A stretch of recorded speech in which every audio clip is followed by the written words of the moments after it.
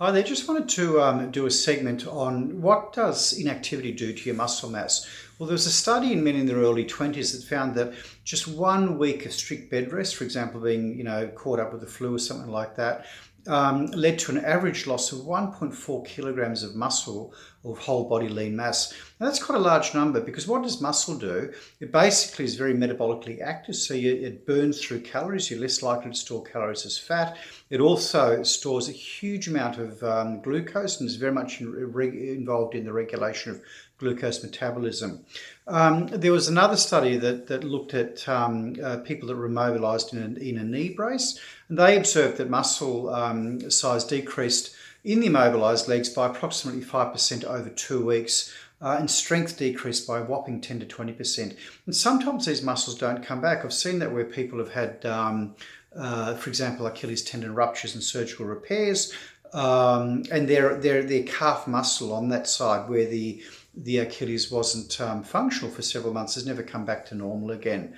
And lockdowns is implicated in being less active. So, for example, whereas some studies have shown that our activity level has increased by maybe 10 minutes a day, our sedentary activities increased by about 75 minutes a day. So we're doing short bursts of activity, but spending a lot more time sitting on our bottoms or lying on couches watching TV.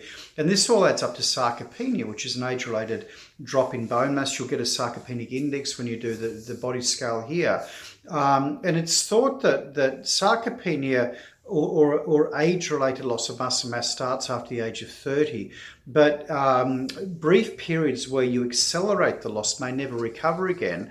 And likewise, short bursts of muscle building may actually, certainly in the in the early days, in your 20s or teens, may actually give you a much greater muscle mass in adulthood. Similar to if a woman doesn't put down peak bone mass in adolescence because of an eating disorder, they never quite catch up again.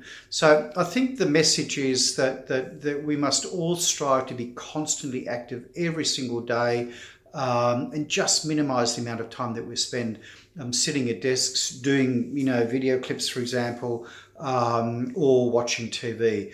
Just move. That's the key.